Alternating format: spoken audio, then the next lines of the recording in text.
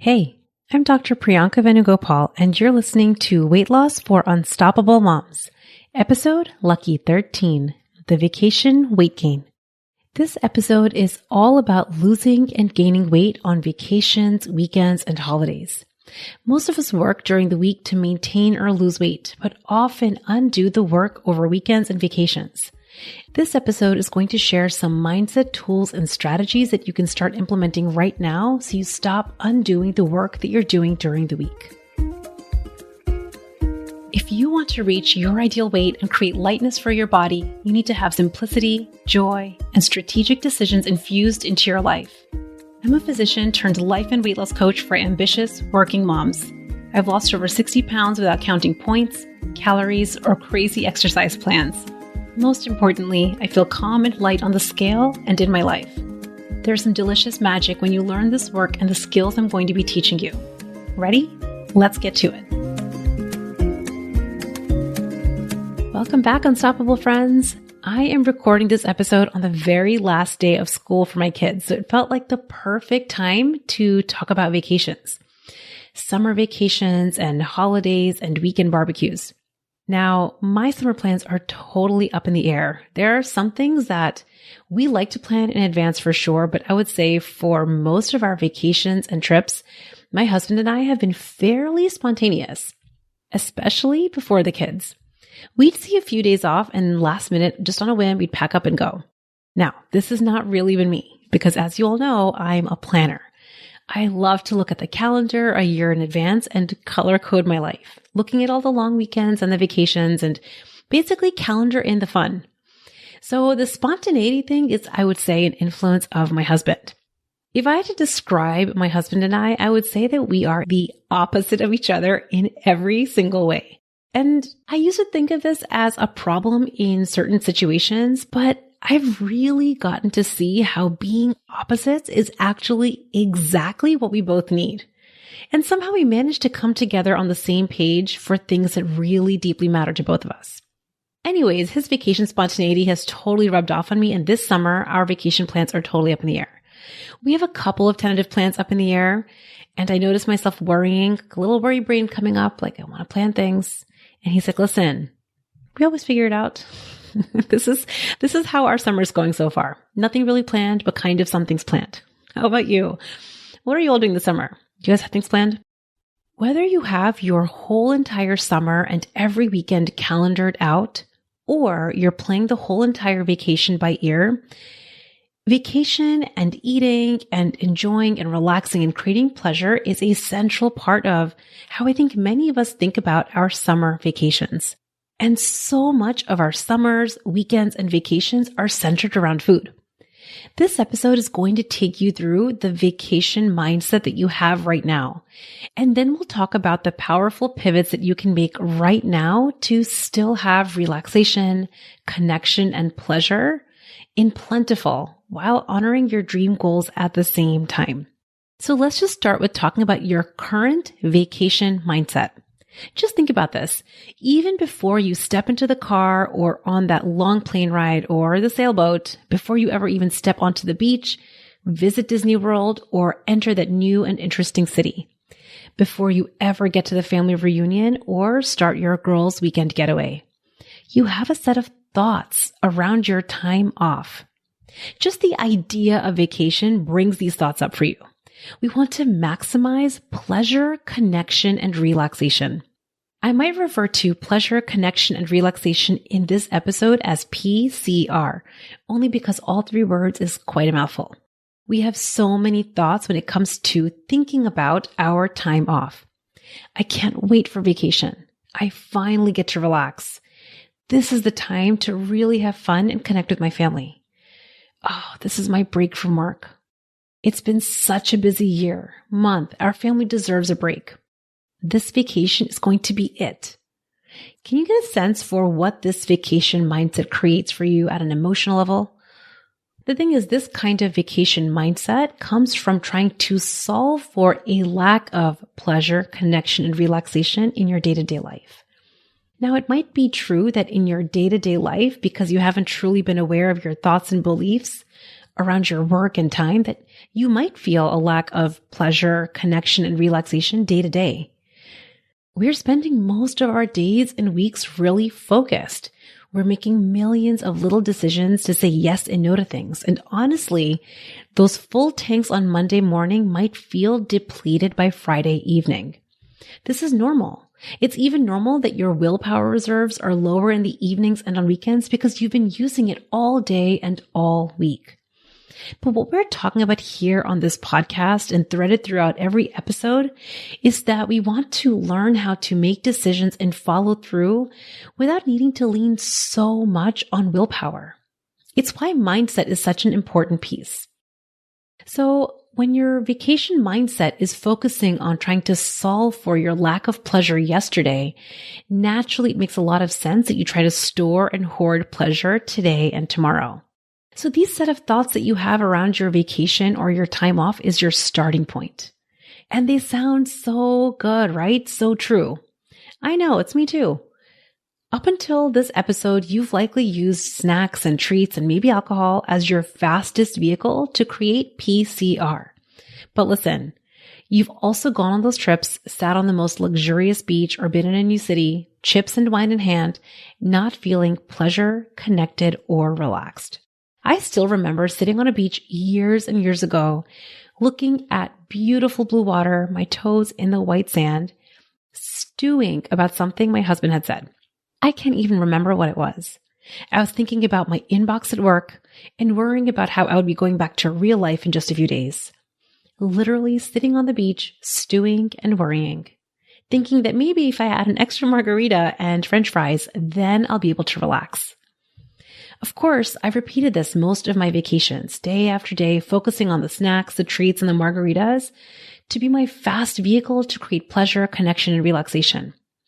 Only to come back at the end of the week, Monday morning, feeling heavier. And then wondering, I just came back from vacation. Why am I feeling this fatigue? I need a vacation from my vacation. And to make that feeling worse, I had gained weight over the vacation that I had to work now to lose. And even worse than that is the twinge of regret I would experience thinking back on some of the decisions I had made. Right? Come on, I think we've all done this. But just the fact that we can be on that luxurious beach or visiting the most beautiful city and still be stewing in annoyance or worry or stress just proves that vacation itself doesn't create your pleasure, connection, and relaxation. Your vacation is just the pretty scenery that you prefer. Let me repeat that again. Your vacation is just your scenery, and your thoughts are what's creating your experience of it. Your vacation cannot actually solve for yesterday's lack of pleasure, connection, and relaxation. But we're so used to thinking about yesterday's lack of pleasure and tomorrow's work stresses that we stay completely out of touch with our present. And because we're so out of touch with our present, we end up overeating, overdrinking, and overconsuming. Let me pivot to the second problem that we have. Think about how much of your vacations, weekends, and holidays revolve around food. I'm sharing from my personal experience, but we would wake up on vacation and the very first question would be, what are we doing for breakfast? And then after enjoying the breakfast buffet, we'd wonder, so what are we doing for lunch? And then what are our dinner plans? I mean, we would have just finished breakfast and we're already thinking and planning the next meal. And here's the thing, you know those places that have breakfast included?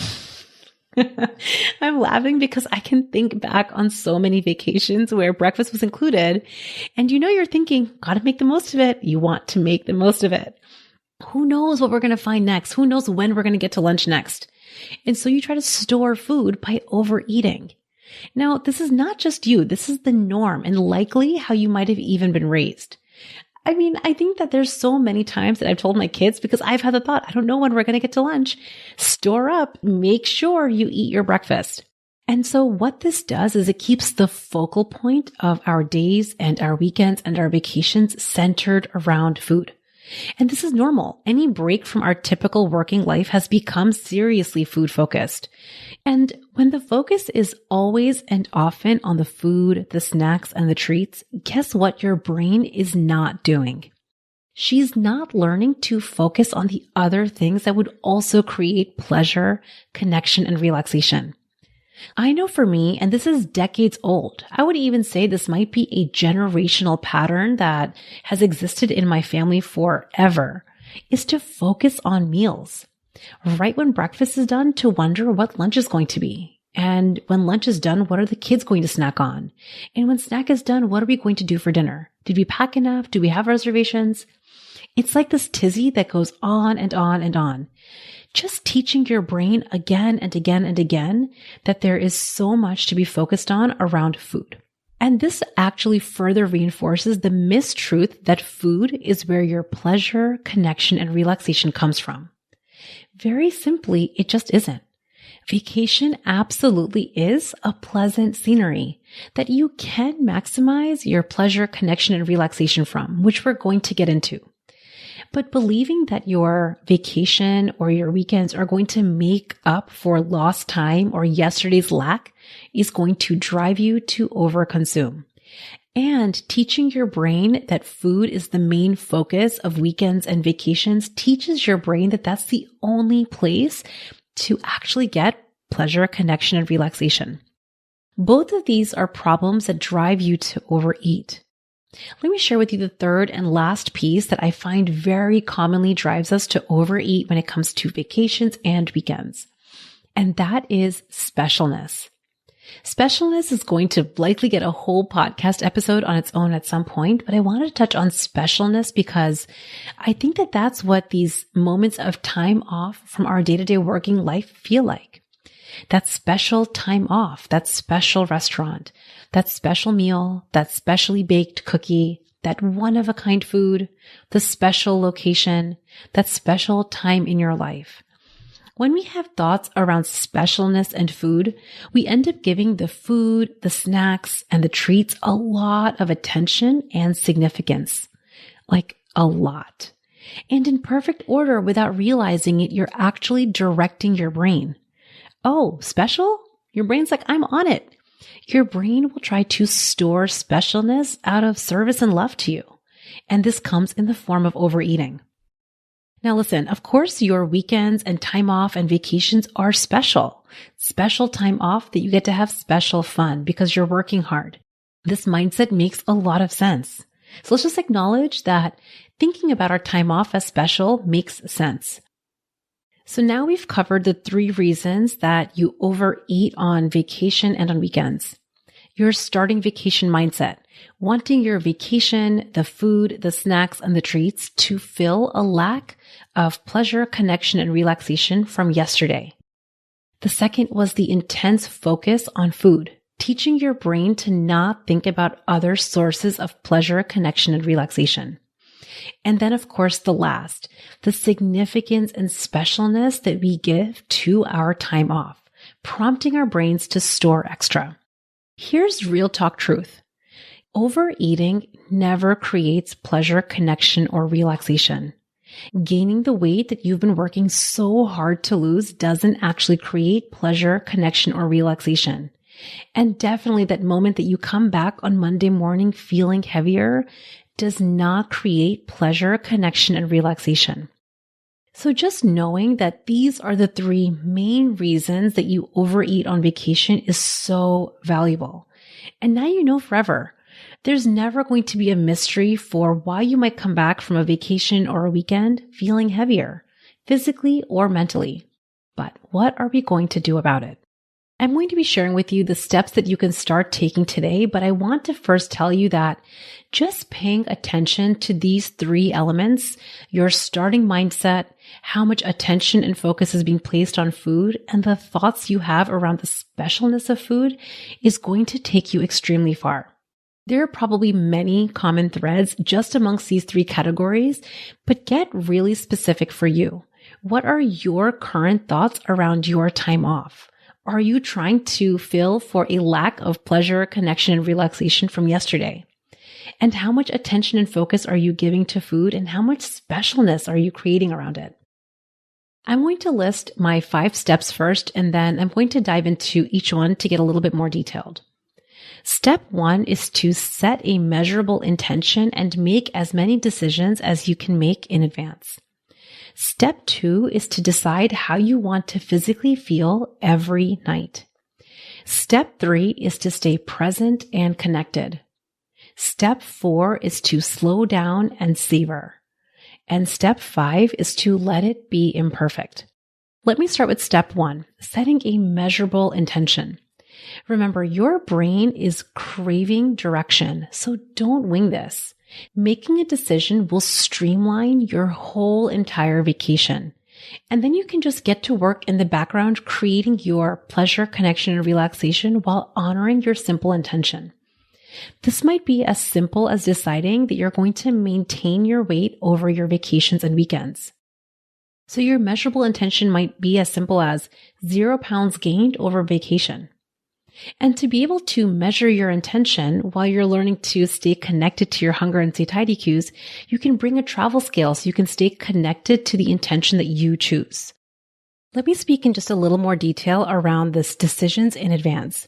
This is really pillar number 2, which I discussed in detail in episode 6 of the podcast. But I want you to think about all of the decisions that you can actually make in advance to give your brain the direction that she wants towards the goals that you have. Let me just repeat that. I want you to think about decisions in advance as simply giving your brain the direction that she wants towards the goals that you have. And your goals are not just weight loss goals or weight maintenance goals. Your goals on vacation and on the weekend might be to have a lot of fun and pleasure. So imagine that you could zoom out and allow there to be space for both. When you make decisions in advance that you fall in love with, you are sparing yourself from in-the-moment decision fatigue. And you won't need to rely on fading or low reserves of willpower in the negotiating battle that usually happens in your head on vacation. For some people, decisions in advance might be really specific. Maybe you map out every single restaurant and every single meal and beverage in advance. Try it. See how that feels for you and whether that works for you. Do you like to have that level of detail?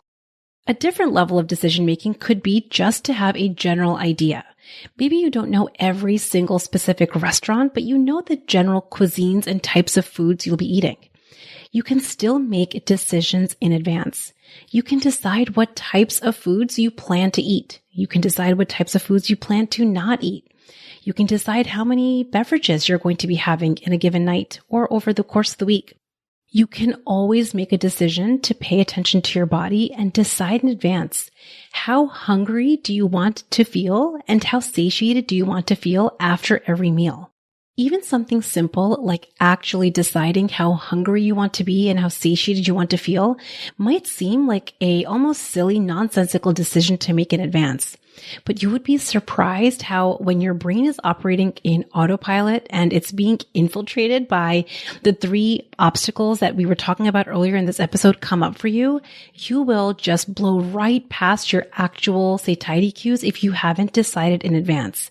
So give yourself this gift of deciding how hungry you want to be and how satiated you want to feel after the times that you do eat. Another thing I want to add here is you can decide if there are actually any special foods or drinks that you do want to try. Maybe you generally don't eat flour and sugar in your day-to-day, but maybe there's something special that you want to have at a specific event or on vacation. Just decide in advance how much, how often, and if you zoomed out of your vacation and the weekend and you look at all of these decisions, how does it line up with that intention of weight maintenance or weight loss? What I think is so beautiful and brilliant about making decisions in advance is you're making them from your prefrontal cortex, that adult part of your brain that has your best interest at heart, that wants for you to have pleasure, but also for you to honor your goals and your body. When you make decisions from this place, truly you are giving yourself a great gift. And then all you have to do when you come to your vacations and your weekends is to follow through. These decisions will play into the next point, which I'm going to talk about, which is deciding in advance how you want to feel.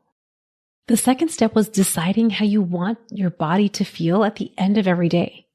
I love to feel comfortable and light on vacation, and really always. I think that sometimes we just take for granted that that's what we want to feel, but our brains need to be directed on this. Remember that you have these old patterns and mindset working against you. So really give your brain the gift of giving her some direction. Decide in advance, how do you actually want to physically feel at the end of every day?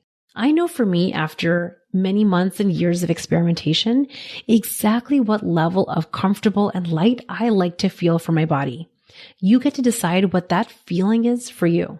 Step 3 is to stay present and connected. Release your lack of pleasure, connection, and relaxation from yesterday. Release it completely. And release your thoughts about work, your pending inbox, your worries about tomorrow. And just stay connected and present in this moment. This is going to take some practice, particularly if your brain is used to thinking about yesterday and worrying about tomorrow. Staying present in the moment may be challenging. Your mind might wander to yesterday and tomorrow, and that's perfectly okay. Just notice it and then bring it right back to this moment again. Are you with your kids, your friends, your family? Are you in a new city or on a luxurious beach? Are you alone? Bringing it back to this moment in time allows you to create natural and easy connection in this moment. Think about all of the other senses that you have besides just your taste bud. Connecting with your mind, connecting with sights and smells, the culture, the view, the people, your gut. Taking in pleasure and connecting with all of your senses in this moment is what allows your brain to start to learn that there's other ways of creating pleasure, connection, and relaxation beyond just your taste buds. It de-emphasizes the focus and the specialness on just the food. This is teaching and training your brain to take in pleasure and create connection from so many other inputs. The next step is to slow down and savor the experience. This is kind of an extension of staying in the moment, but I want you to think about what it would really feel like to slow down and actually savor every moment. Imagine that you are eating at your favorite meal at that very special restaurant with that very special food. Slow down and savor every single bite. Slow down and savor the conversations you're having. Slow down and savor the sights and the smells. And most importantly, slow down and savor how you're feeling. I think that sometimes we forget to slow down and savor when we are actually feeling pleasure, relaxed, and connected. It's why we keep wanting more of it. The purpose of this step is to actually teach your brain that you are in fact getting pleasure, connection, and relaxation. And our job now is to just recognize it and savor it. The last step is to let yourself off the proverbial perfectionism hook. I'm going to be doing a whole episode on avoiding imperfection, but suffice it to say, give yourself some grace. Maybe you don't slow down. Maybe you do focus on the food. Maybe you are focusing on yesterday's lack and tomorrow's worry. And maybe you overeat. Just catch it gently and notice it. Give yourself permission to let it go in that moment, and then give yourself permission to implement these tools at any time. What this does is it allows you to not screw the whole entire vacation. I have gone on many trips and many vacations, and what I can share with you is these principles, time and time again, always bring me back to really reminding myself that I can create pleasure, connection, and relaxation in so many other ways other than just the food. And I've had to teach and train my brain to do this because there have been years and decades where, as I shared with you, my vacations would center around the food. It would center around using food as a vehicle to create my pleasure and relaxation, but it left me coming back feeling heavier in my mind and in my body. And worse yet, it would undo all of the work that I had been doing over the week. Having an intention gives your brain the direction that she's craving. Having measurable inputs like bringing a travel scale gives your brain data. Staying present and connected in this moment frees you from yesterday's lack. Slowing down and savoring every moment, every bite, every connection, and every conversation is how you amplify pleasure. And of course, allowing our humanness. Letting yourself off the proverbial perfection hook is what's going to really allow you to stay the course and not throw the whole entire vacation over one overeaten meal. Here's the other thing I want to share about this last piece about allowing for imperfection. I think that when we lean on perfect plans and perfect vacations and perfect kids and perfect relationships, we start to put a lot of pressure on external circumstances to create a sense of control and a feeling of goodness for us. But there are so many things that are not actually in our control. Our kids might grumble. We might get into an argument with our partners. Maybe the travel plans don't go exactly according to plan. Maybe flights get delayed and you hit traffic and the hotel doesn't have the exact room that you wanted, or your food comes out cold. I mean, I could keep going on and on around all of the circumstances in a given vacation or weekend that could be quote unquote imperfect. But if we allow and just know that things will be imperfect sometimes and it's not a problem, we can release ourselves of some pressure. The beauty of implementing these principles of having direction, giving yourself an intention with measurable data and staying present in the moment, slowing down and savoring all of those moments is how you get to come back on Monday morning having fulfilled your deepest desire, while also having experienced pleasure, connection, and relaxation. Go play and practice this. Let it feel fun and not so serious. And remember that it is in fact a practice. You may not get it the first time or the second time or the third time. And so then you try again a fourth time. Practice on your weekends at that special neighborhood barbecue, your kid's birthday, the girls' weekend getaway, that family vacation. Set an intention, stay present and connected on all of your senses. De-emphasize the focus on just the food. Slow down and savor your relationships, your surroundings, and every bite of delicious food you eat. And let yourself off the hook if it isn't perfect. I have never ever regretted implementing these principles. Coming back from a weekend or a vacation feeling comfortable in my body, that's powerful. The thing is that we're not static beings. We're capable of creating shifts and never gaining a pound on vacation if that's what we choose. But to allow ourselves to shift into that, to go on vacation and never gain a pound, doesn't start by doing more or doing less. It starts first by shifting your thinking. So you can see that the effect that your current vacation mindset might have. How do you want to think and feel about your vacations and your time off that would drive you to slow down and savor and connect? I'm going to leave you to ponder that question and then get to practicing its implementation.